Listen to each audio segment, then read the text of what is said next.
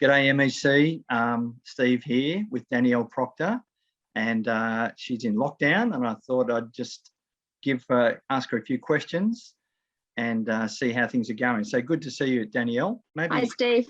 Maybe we could just start with, just tell us a bit about your family. Not everybody knows you and Paul and the kids, so tell us how long you've been in Maitland for, how long you've been at MEC. Okay, I'm Danielle. I'm married to Paul. We've been married for 27 years this year. We have 3 children. Lachlan is 20, Bianca is 18, and Larissa's nearly 16. We moved up to Maitland when Lachlan was 5 months old, so we've been up just over 20 years.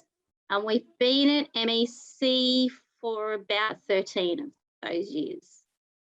I've moved around a little bit in my life. It's actually the longest I've ever been in one church. Okay. Oh, good on you. Well, yeah, we've been here probably about that length too, same as you. So tell me, what do you do for a job, Danielle? I'm a teacher. I'm a primary school teacher. I teach at Maitland Christian School, so I'm a Year 3 teacher there and the Stage 2 coordinator. So I look after Year 3 and 4. And so that's brought some complications this week, that job, I hear. It has, as has been widely reported in the media. We've found out that we've had some students test positive to COVID, and I was identified as a close contact. So that means that I have had to isolate. So because I wanted to allow my family freedom to still do what limited things they could do under this lockdown, we made the decision that I would isolate by myself. So I've been in my bedroom being waited on hand and foot since Friday, which actually sounds better than what it is.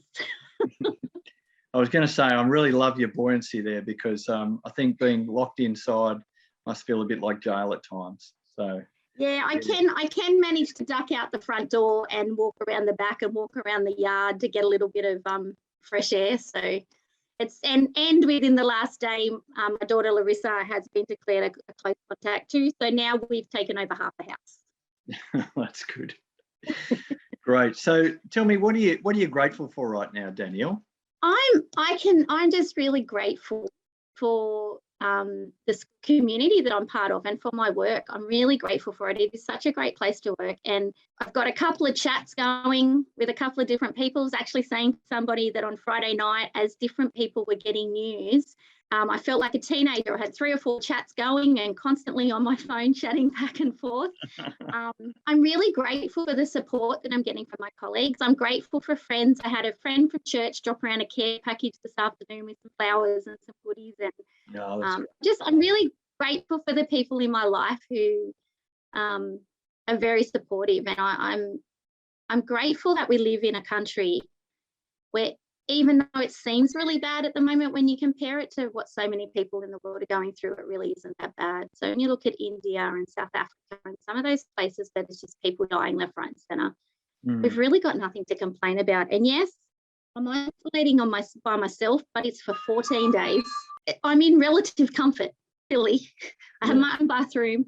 I've got the internet. I've got a phone. I can talk to people.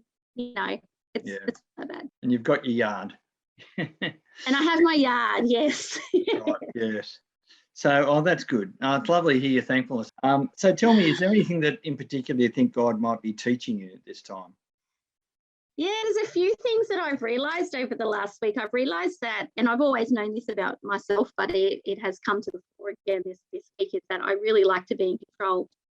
And it's been a constant battle to allow God to work rather than me try and solve all the issues. So I found the 2 days when I was trying to wait to find out if I was a close contact or not, I found that extremely stressful, not because I'm worried about getting sick, because I'm not.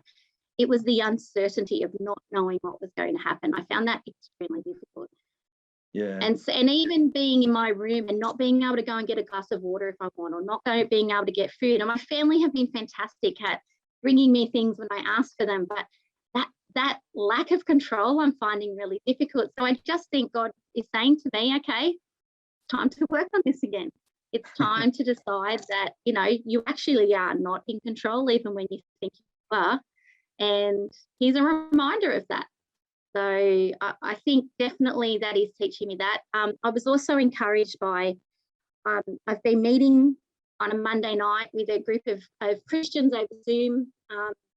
Most of them are in Sydney, friends that I went to youth group with, and some of their friends. And last night, they encouraged me by saying, stop looking at it as isolation where you are alone, but look at it as consecration.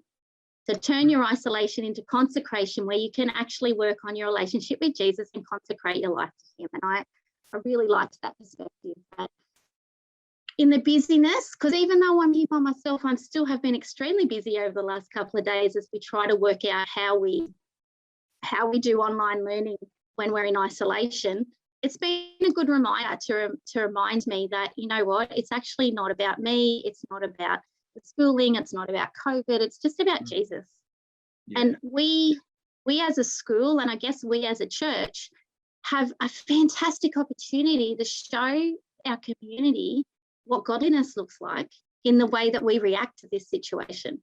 So, you know, there's always a silver lining to every cloud. Yeah, that's good. Well, I really love that. I'll take that away.